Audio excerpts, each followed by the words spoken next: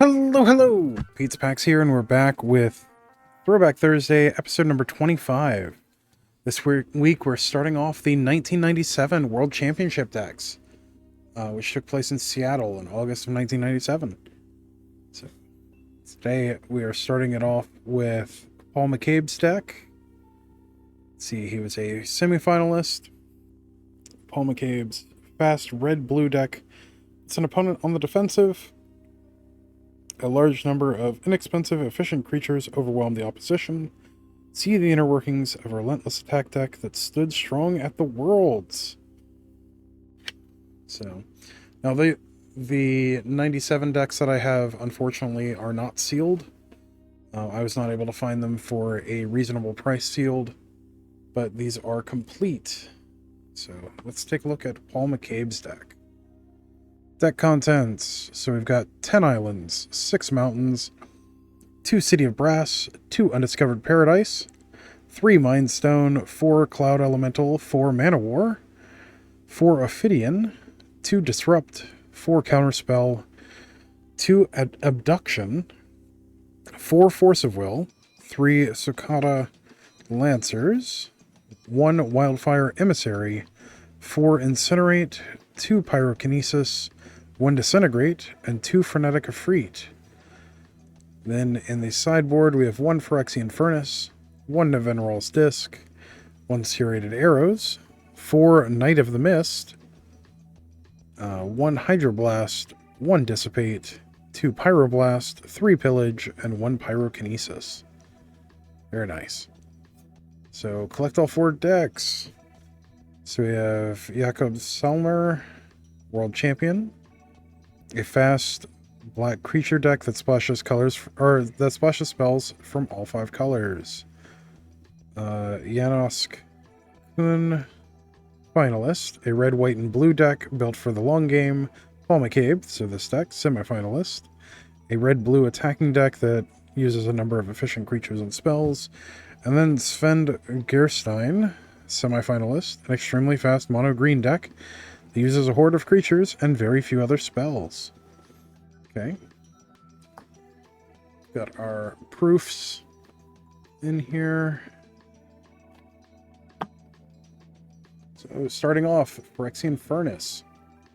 Let's see if I can get that to focus a little better. There we go. Art by George Pratt. 1 mana artifact. Tap, remove the bottom card of target player's graveyard from the game. 1 sacrifice Phyrexian Furnace. Remove target card in any graveyard from the game and draw a card. Hydroblast. Beautiful art by Kaya Foglio. For blue, it's an interrupt. Counter target spell if it's red, or destroy target permanent if it is red.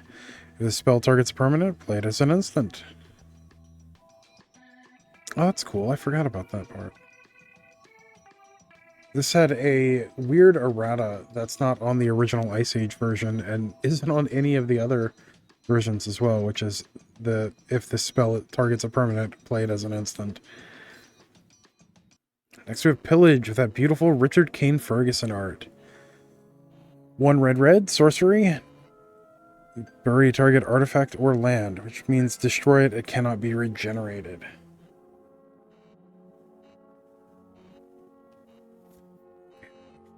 Four copies of Pillage, or 3 copies of Pillage.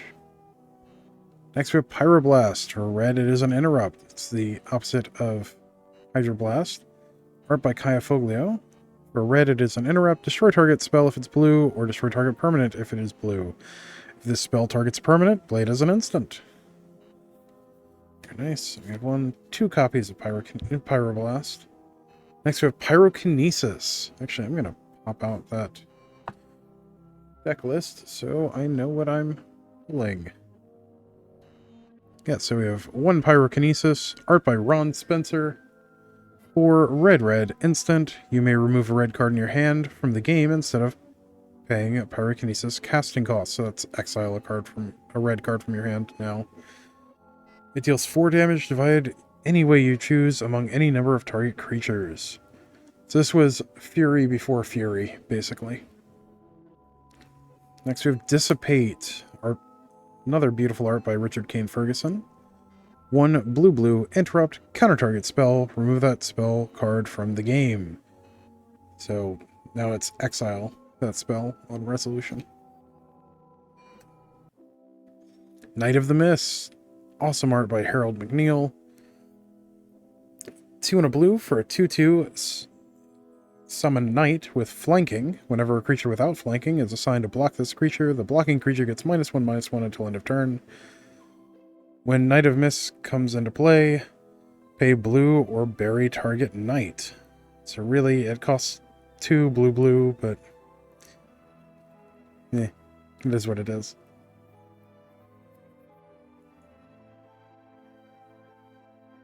Oh, I guess you could use this to, I'd have to look at the errata for Knight of the Mist, but you could actually use this to destroy your opponent's knights. That's a thing. We have 4 copies of Knight of the Mist. Next we have Serrated Arrows. Art by David A. Cherry. 4 mana artifact. When it comes into play, put 3 arrowhead counters on it. During your upkeep, bury Serrated Arrows if there are no arrowhead counters on it. And then tap, remove a counter from it to put a -1/-1 counter on target creature. Very nice. Of course, we have Nevinral's Disc. The Colorless Wrath. Art by Mark Tedden. 4 mana artifact. Comes into play tapped. And then 1 tap, destroy all artifacts, creatures, and enchantments. This is fun if you're able to give it indestructible. So, Paul McCabe, finalist or semi-finalist. McCabe, a 19-year-old college student from Toronto, Canada, played a fast red-blue attacking deck. The deck's main strategy is to put the opponent on the defensive using a large number of inexpensive, efficient creatures such as Cicada Lancer, Cloud Elemental, Ophidian, and Mana War. It also makes a good use of several pitch spells like Force of Will and Pyrokinesis. Very nice. Alright, starting things off, we have Frenetic Efreet with art by Tom Gianni. 1 blue-red for a 2/1 summon Efreet with flying. Then it has the ability 0, flip a coin, target opponent calls heads or tails while the coin is in the air. If the flip ends up in your favor, Frenetic Efreet phases out, otherwise bury Frenetic Efreet. So generally you would use this if your opponent is trying to remove Frenetic Efreet. Basically becomes a coin flip. A fun thing about this though, there is a card in, it's either Odyssey or Invasion, that whenever you flip a coin, you put a counter on it. And then if it has 20 or more counters during your upkeep, you win the game. Well, you play that and Frenetic Efreet, you can just keep flipping coins with Frenetic Efreet. So, way to effectively win instantly. We have 2 Frenetic Efreet. Next we have Disintegrate. Art by Anson Maddox. X and a red, sorcery. Deals X damage to target creature or player. That creature cannot regenerate this turn. If that creature is dealt lethal damage this way, remove it from the game, so exile it. Alright. Pyrokinesis, art by Ron Spencer. We also have some in the sideboard. But 4 red instant, you may remove a red card in your hand from the game instead of paying its mana cost. And then it deals 4 damage divided in any way you choose among any number of target creatures. Alright. 2 copies of that. Next we have Incinerate. That beautiful Scott M. Fisher art, which if I remember correctly, this art never saw a black border printing. But 1 and a red instant. Incinerate deals 3 damage to target creature or player. Creatures dealt damage by Incinerate cannot regenerate this turn. We have 1, 2, 3, 4 Incinerate. Next we have Wildfire Emissary. Another beautiful piece by Richard Kane Ferguson. But 3 and a red for a 2/4 summon Efreet with protection from white. And then 1 and a red to give it +1/+0 until end of turn. So it's got a form of fire breathing. It's a little more expensive than normal fire breathing though. Let's see, and there is 1 Wildfire Emissary. Next we have Cicada Lancer with art by Jeff Miracola. 2 and a red for a 2/2 Summon Knight with flanking and haste. It's unaffected by summoning sickness. Very nice. I believe we have 4 of those. Nope, looks like we have 3. Next we have Force of Will. Absolutely iconic card, still a staple in Legacy. This is the original art by Therese Nielsen. Funny thing is, originally it was meant to be art for a red card, which is why the art looks that way. But 3 blue, interrupt. You may pay 1 life and remove a blue card in your hand from the game instead of paying Force of Will's mana cost. Except prevent or redirect damage cannot be used to counter this loss of life. Counter target spell. Of course, have 4 Force of Will. Next, we have Abduction with art by Colin McNeil. 2 blue, enchant creature. When Abduction comes into play, untap enchanted creature. Gain control of enchanted creature. If enchanted creature is put into any graveyard, put that creature into play under its owner's control. So, funny thing about this, there's actually a, if I remember correctly, a number of infinite mana combos with this, an Iridescent Drake, and a Sack Outlet.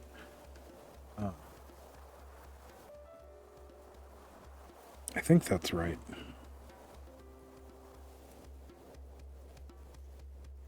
Yeah, seems right. We have 2 copies of Abduction. Next we have Counterspell with art by Hannibal King. If I remember correctly, this version also has never seen a black border printing. Or this art has never seen a black border printing. But blue, interrupt, counter target spell. The classic Counterspell. 4 copies. Disrupt, art by Adam Rex. For blue, it's an interrupt, counter target instant, interrupt, or sorcery spell unless the controller pays an additional 1. So it's a force spike specifically for non-creature spells. Well, instants and sorceries, rather. And draw a card. So, 2 copies of Disrupt.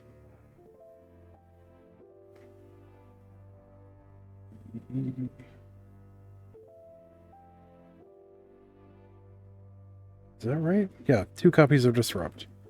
Next we have Ophidian, which is this fun little snake lizard thing.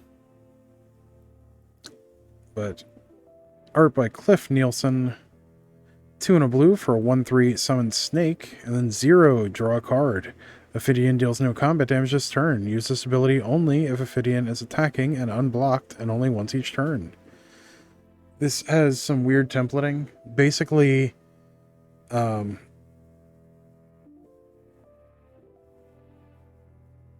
it's kind of like the timing of ninjutsu. So you can draw the card mid-combat. So that's why it's not a when it would deal damage kind of thing. Also, it's a replacement effect for the damage. Good old Ophidian. It's a good way to keep cards flowing. We have 4 copies of Ophidian. That's everyone's favorite jellyfish. Manowar, art by John J. Muth. 2 and a blue for 2/2 summon jellyfish. I'm not sure if that's been eroded or not. But when Manowar comes into play, return target creature to owner's hand. Core part of many Alluran strategies as well. And we have 4 copies of that. Next up, Cloud Elemental, art by Adam Rex. 2 and a blue for 2/3 summon elemental with flying. It can block only creatures with flying. Very nice. 2, 3, 4 copies of Cloud Elemental. Next up, Mind Stone, art by Adam Rex. 2 mana artifact, tap, add a colorless to your mana pool, and then 1 tap and sacrifice it, draw a card. One of my favorite mana rocks from my favorite set of all time. We have 3 copies of Mind Stone. Undiscovered Paradise, art by David O'Connor.